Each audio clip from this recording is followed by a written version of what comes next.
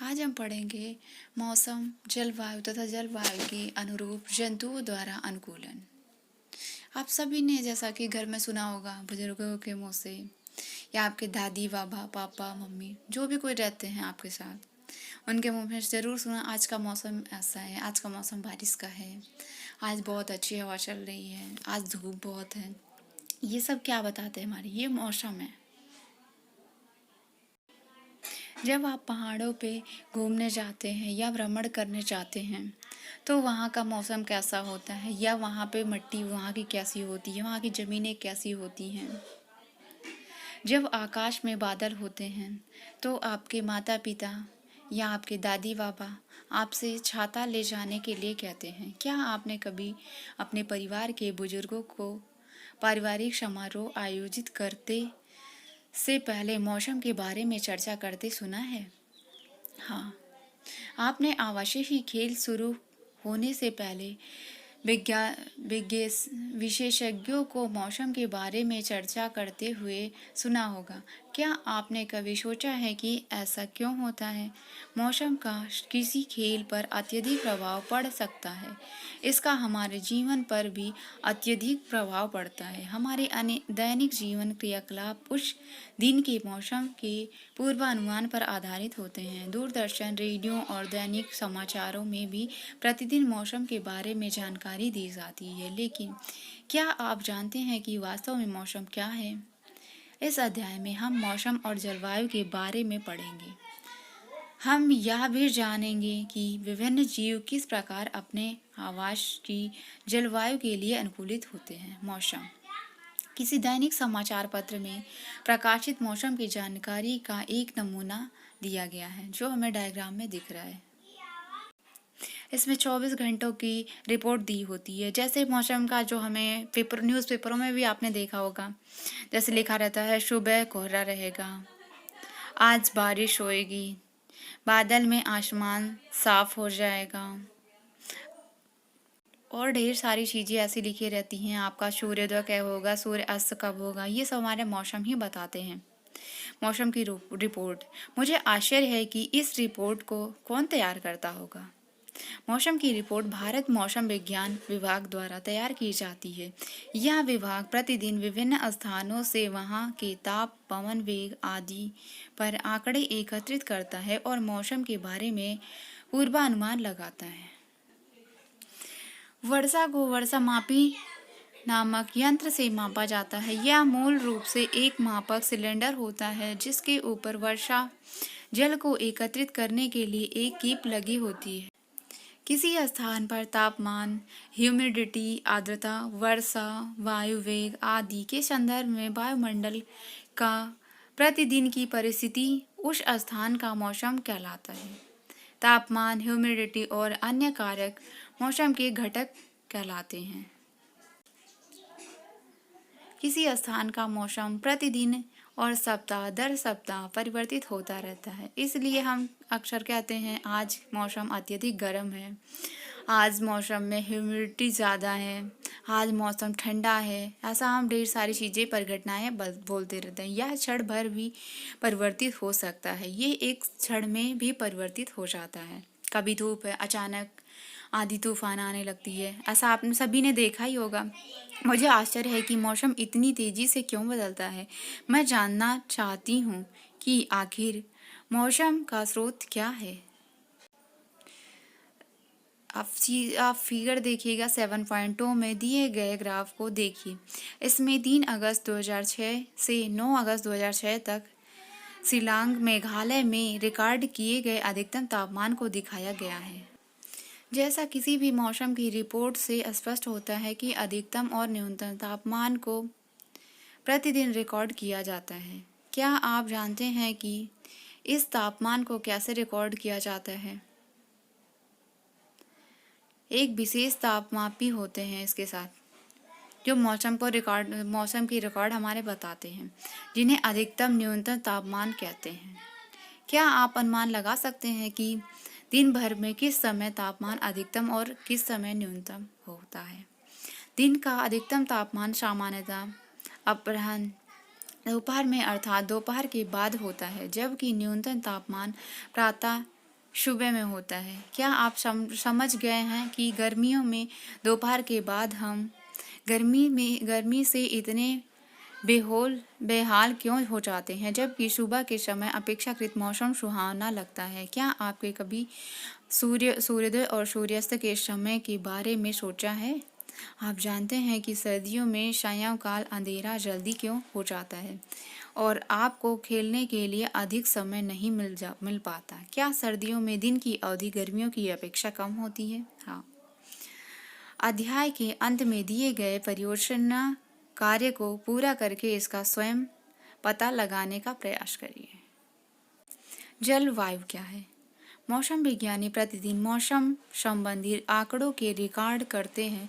पिछले अनेक दशकों के मौसम के रिकॉर्ड सुरक्षित रखे गए हैं। इनसे हमें किसी स्थान के मौसम के पैटर्न का निर्धारण करने में सहायता मिलती है। किसी स्थान के मौसम की लंबी अवधि जैसे 25 वर्ष में एकत्रित आंकड़ों के आधार पर बना मौसम का पैटर्न उस स्थान की जलवायु कहलाता है। ये किसी मरुस्थलीय जलवायु के लक्षण हैं। यहाँ जलवायु गर्म और शुष्क होती है।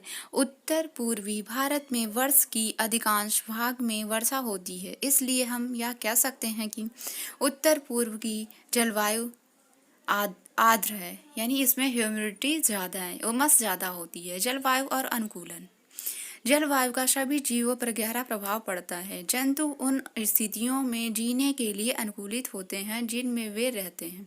अत्यधिक सर्द और गर्म जलवायु में जीवित रहने वाले जंतुओं में स्वयं को चरम शीत अथवा ताप से बचाने के लिए कुछ विशेष गुण होते हैं। अपनी कक्षा 6 में पढ़ी थी पुस्तक। यहाँ हम केवल जंतुओं पर जलवायु के प्रभाव के बारे में पढ़ेंगे। छठी कक्षा में आपने कुछ आवासों वास स्थान के लिए जंतु के अनुकूलन के विषय में पढ़ा था।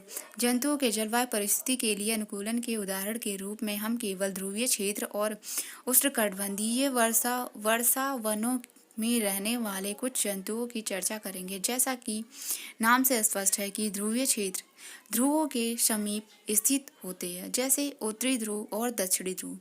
ध्रुवीय क्षेत्र के कुछ परिचित देश Canada, Greenland, Iceland, Norway, Sweden, Finland तथा अमेरिका में अलास्का और रूस के साइबेरिया क्षेत्र हैं। Bharat, Malaysia, Indonesia, Brazil, Congo गणतंत्र, केन्या, नाइजीरिया कुछ ऐसे देश हैं जहां उष्णकटिबंधीय वर्षा वन पाए जाते हैं। विश्व का मानचित्र लीजिए। ध्रुवीय क्षेत्रों को नीले रंग से दिखाइए। इसी प्रकार उष्णकटिबंधीय क्षेत्रों को लाल रंग से दिखाइए। आप लोग इसे खुद करिए। ध्रुवीय क्षेत्र क्या होते हैं? ध्रुवीय भालू के सारे शरीर पर सफ़ेद बाल होते हैं, जिससे वे बर्फ की सफ़ेद पृष्ठभूमि या सरफेस में आसानी से दिखाई नहीं देते हैं। इससे उन्हें अपने परपक्षियों शत्रुओं से बचाव में सहायता मिलती है। साथ ही इससे उन्हें अपने शिकार को पकड़ने में भी सहायता मिलती है। इन्हें चरम शीत से बचाने के लिए इनमें बालों की 2 मोटी परतें होती हैं। इनकी त्वचा के नीचे वसा की एक परत होती है। वास्तव में ध्रुवीय भालू का शरीर इतनी अच्छी तरह से शीतरोधी होता है कि वे धीमे धीमे चलते हैं ताकि उनके शरीर का ताप आवश्यकता से अधिक ना हो जाए। ये अपने शरीर को बहुत अधिक गर्म हो जाने से बचाने के लिए अक्सर विश्राम करते हैं। गर्म मौसम में भौतिक क्रियाकलापों के बाद ध्रुवीय भालुओं को अपने शरीर को ठंडा करना पड़ता है। अतः ध्रुवीय भालू समुद्री जल में तैरते रहते हैं। ये अच्छे तैराक होते हैं।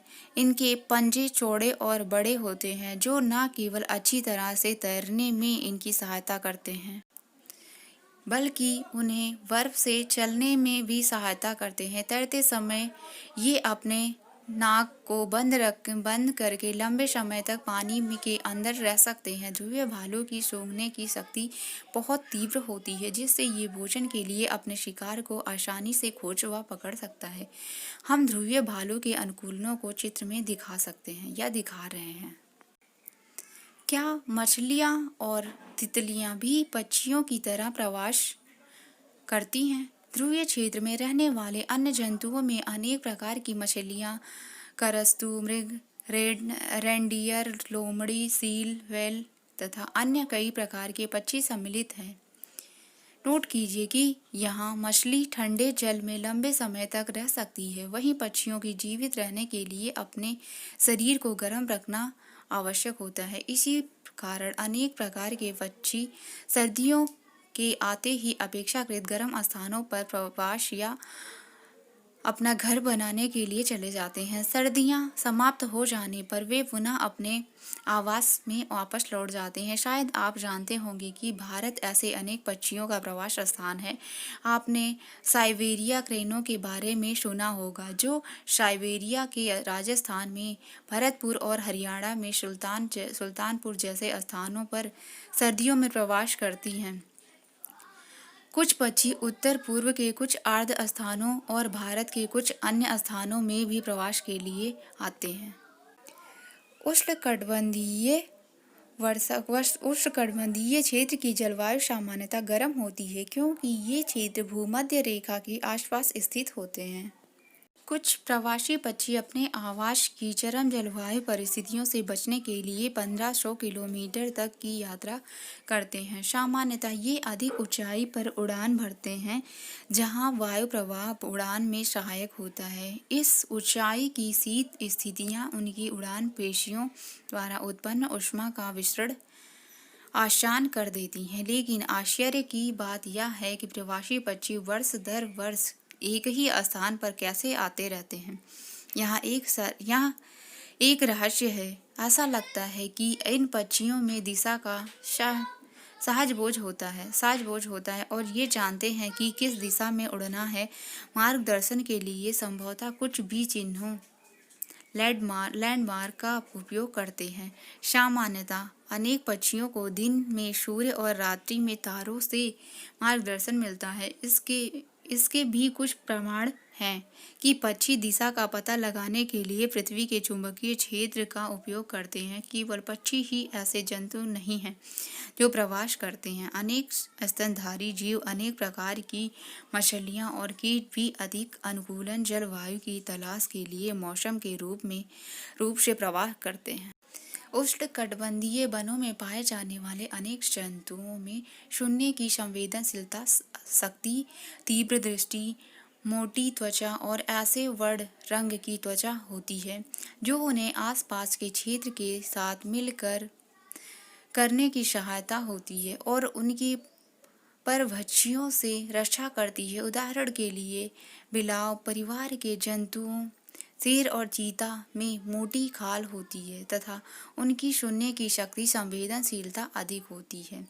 लायन टेंड लैंगूर पश्चिमी घाट के वर्षा वनों में पाया जाता है। इसकी सबसे प्रमुख विशेषता इसकी चांदी जैसी सफ़ेद आयल है, जो सिर के चारों ओर गालों और चिबुक ठोड़ी तक रहती है। यह वृक्षों पर आसानी से चढ़ जाता है और अपने जीवन का अधिकांश समय वृक्षों पर ही व्यतीत करता है। यह मुख्यतः फल खाता है, बीज, कोमल पत्तियों, तने, पुष्प और कलियां भी खाता है। लायन टेंड लैंगूर वृक्षों की छाल में वास करने वाले कीटों की तलाश में रहता है। चूंकि ये लंगूर वृक्षों पर पर्याप्त भोजन जुटा पाने में समर्थ होते हैं, अतः वे भूमि पर ज़्यादा कदा ही रहते हैं, बहुत कम रहते हैं। ये भूमि पर, ये पेड़ों पे ही हमेशा रहते हैं।